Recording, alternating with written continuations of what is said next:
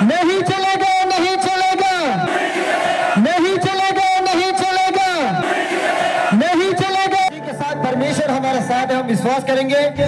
हम लोग किसी का खिलाफ में नहीं है, किसी का अगेंस्ट में नहीं है। We are not against of any individual, any person, any party. हम लोगों का हक जो है, जो इंडियन कॉन्स्टिट्यूशन ने जो हमारे देश का आजाद हुआ था, 1947 में इंडिपेंडेंस मिला।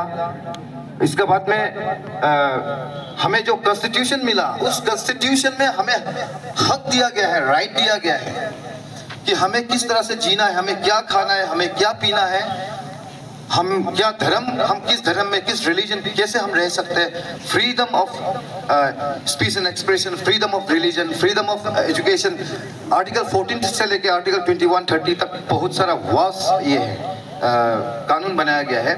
जो इंडियन कॉन्स्टिट्यूशन ने जो हमें हक दे के रखा है, उस हक को स्टेट एक्ट ला करके, स्टेट अमेंडमेंट, स्टेट में कैबिनेट अमेंडमेंट ला करके उस चीज को जो सेंट्रल ने, जो दिल्ली ने हमें हक दिया था, उस हक को, कॉन्स्टिट्यूशन को यहाँ पे चेंजेस किया जा रहा है। चलिए हम इस चीज को भी मानते हैं। मैं रिपीटेडली आई एम सेइंग कि 1978 का ये एक्ट है। 1978 में कानून बनाया गया जब मैं ही नहीं था इस दुनिया में। तो वो 1978 सोच के देखिए, वो 40 इयर्स बैक में हमारे अरुणाचल प्रदेश में कैसा सिचुएशन था होगा। एजुकेशन नहीं था, हम सब इलिटरेट थे। उस समय में जो भी कानून बनाया था, सोच समझ के बनाया था होगा कि हमारे लोगों को प्रोटेक्ट करने के लिए, हमारे यहाँ के अरुणाचलियों को बचाने के लिए। लेकिन 1978 से ये एक्ट बना है, इसके बाद में आज तक इसका इम्प्लीमेंट नहीं हुआ है। धीरे धीरे क्यों इम्प्लीमेंट नहीं हुआ है? जो भी गवर्नमेंट आया है, जो भी उसमें था, वो भी तो कोई बुद्धू नहीं था। एक्ट बनाया है तो इम्प्लीमेंट भी करना चाहिए था, रूल्स भी बनाना चाहिए था, लेकिन क्यों नहीं बनाया है? समय बदल गया था, वक्त बदल गया था, लोग बदल गया था। पहले उस वक्त हम जस्ट अनएजुकेटेड, इलिटरेट लोग ज़्यादा था यहाँ में। 1978 का आपका लिटरेसी रेट अरुणाचल का आप देखिए, आज का लिटरेसी रेट देखिए। आज हर कोई एजुकेटेड है, बड़े से बड़े ऑफिसर्स निकल गए हमारे स्टेट से, अच्छे लीडर्स निकल रहे हैं हमारे स्टेट से, पढ़ा लिखा लोग कई हैं।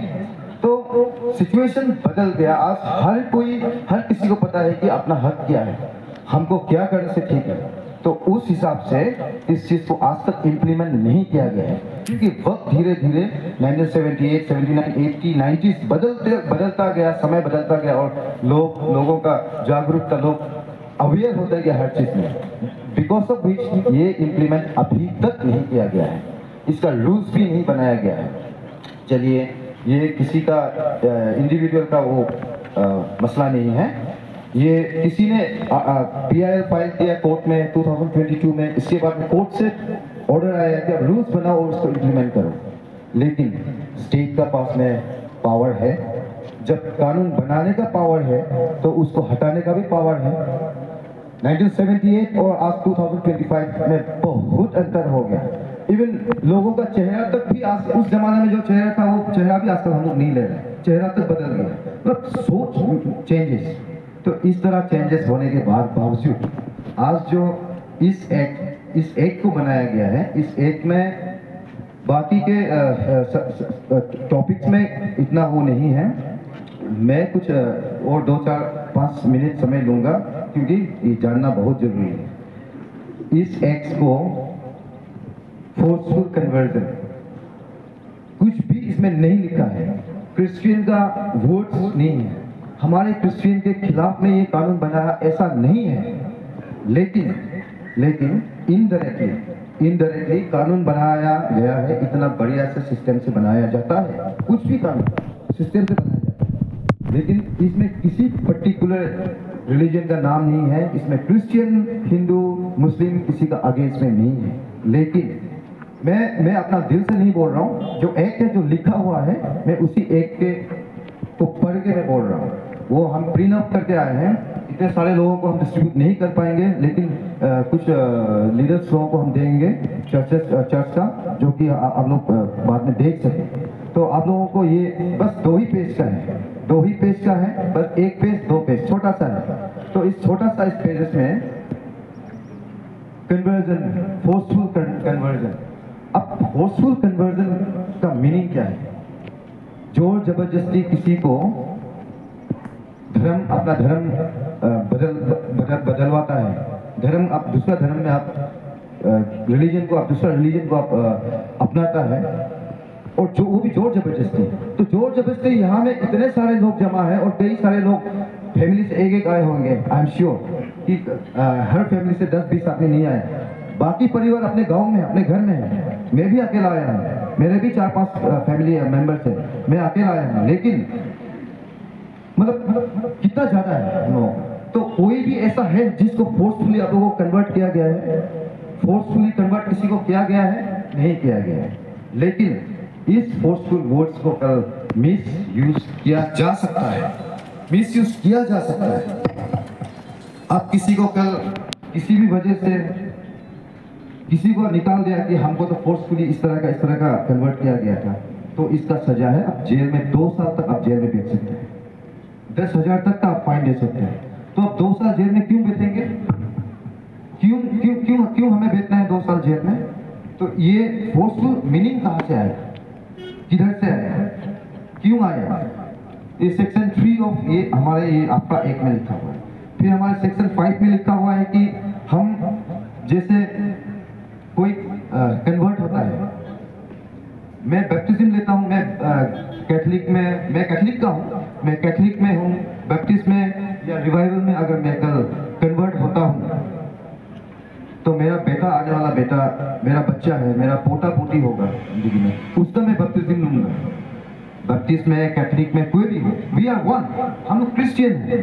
तो हम जब कन्वर्जन करेंगे, अपने बच्चा को हम बैप्टिज्म लेंगे, क्या हमें डिप्टी कमिश्नर को इंटीमेशन करना है? हर डिस्ट्रिक्ट का डिप्टी कमिश्नर को, डीसी सर को हमको इंटीमेशन करना है कि मेरा बेटा ऐसा हो रहा है, वैसा हो रहा है, मैं बैप्टिज्म ले रहा हूँ या मैं क्रिश्चियन बन रहा हूँ।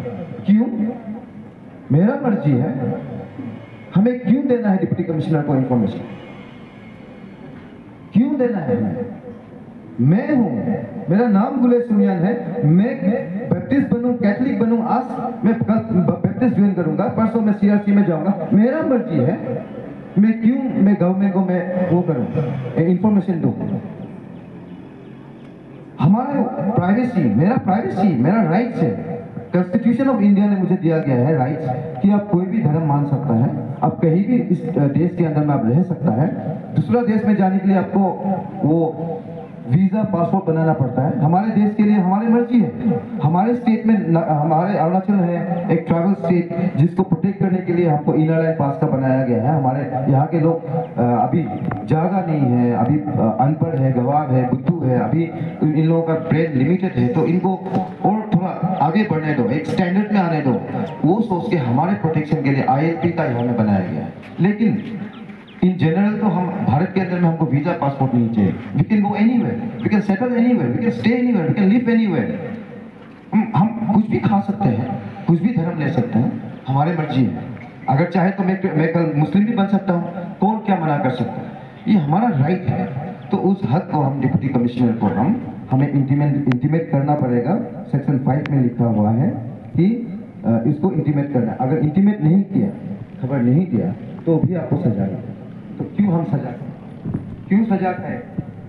जिस हक को हमने, हमारे जो बर्थ राइट्स है, जो हमारी कॉन्स्टिट्यूशनल राइट्स है, उस कॉन्स्टिट्यूशनल राइट्स को चेंजेस ना लाए, इसके लिए इस एक का रूल्स बनाया जाएगा। बिना रूल्स का कोई भी एक नहीं चलता है।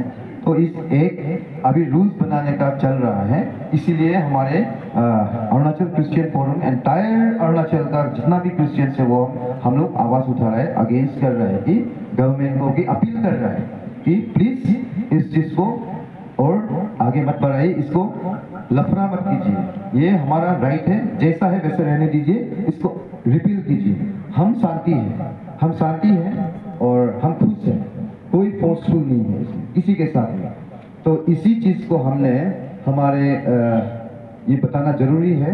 हमारा प्रेसिडेंट सर ईटानगर में गया है, आज ईटानगर में धरना है, तो हमारे ईटानगर में गया, हम सब लोग ईटानगर नहीं जा सकते हैं, तो इसलिए सेक्रेटरी मुझे यहाँ रखा गया है कि मैं डिस्ट्रिक्ट को संभालूं, और प्रेसिडेंट एंड हिज टीम हम लोग का डेलीगेशन ईटानगर गया है। और हमने ये लिखित में हमारे डिस्ट्रिक्ट के 4 ऑनरेबल एमएलए हैं, 1 मिनिस्टर है, 3 ऑनरेबल एमएलए हैं, हमने चारों को भी हमने मेमोरेंडम नहीं, रिप्रेजेंटेशन, जो मैंने अभी कहा कि जो आप लोगों को बताया कि इस चीज़ को आप लोग अपोज कीजिए, इस चीज़ को आप लोग आगे बढ़ाने नहीं देना है, गवर्नमेंट के साथ में आप लोग बात करना है। इस चीज़ को हमने representation in form of representation for repealing of Arunachal Pradesh freedom of religion act 1978, इसको हमने रिप्रेजेंटेशन चारों ऑनरेबल्स को भी हम आप सबके बिहाफ में, मेरे तरफ से नहीं, वो आप सबके बिहाफ में, हम सबके बिहाफ में हमने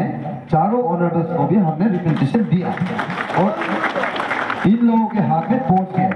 ये हम छुप के नहीं कर रहे, इन लोगों के पास पहुंच गया। हमारे प्रोग्राम खत्म होने के बाद में हम यहाँ से फ्यू मेंबर्स जाएंगे, सब लोग नहीं जाएंगे, 4-5 लोग जाएंगे, एक गाड़ी जा करके हम इनका कॉपी को डिप्टी कमिश्नर सर को भी आज हम सबमिट करेंगे। तो ये इसके रिलेटेड में है। अब देखिए, कानूनी चीज़ तो बहुत सारा चीज़ है जो हम बात नहीं कर पाएंगे, बता नहीं पाएंगे हर चीज़, समय का भी बात है, प्लस समय का सिर्फ नहीं है, ये कुछ भी चीज़ बात को ऐसा नहीं पढ़ाया जा सकता है एक दिन में। तो हम धीरे धीरे डिस्कस आगे मिलते रहेंगे, धीरे धीरे डिस्कशन चलते रहेगा। बस आखिरी में मैं आप लोगों से मैं यही रिक्वेस्ट करूँगा कि जिस तरह से आज हम जब भी ज्वाइंट कैरोल हम ऑर्गेनाइज करते हैं कौन सा टाउन में, बहुत सारे लोग हम जमा होते हैं, बहुत खुशी से। आज भी हमारे प्रोग्राम हुआ, हमारा ये तिरप क्रिश्चियन फोरम या अरुणाचल क्रिश्चियन फोरम और स्टूडेंट्स ऑर्गेनाइजेशन या किसी और ऑर्गेनाइजेशन की तरह नहीं है जो हमेशा प्रोग्राम करे, हमेशा कुछ ना कुछ नाच गान करे, कुछ ना कुछ प्रोग्राम करे, ऐसा ऑर्गेनाइजेशन नहीं है। क्योंकि इसमें बहुत रिस्पॉन्सिबल रिलीजियस ये लोग हैं, प्रीस्ट लोग है, लीडर्स लोग है, सीनियर्स लोग है, और ये एक सिस्टमेटिक और एक रिलीजियस प्लेटफॉर्म है।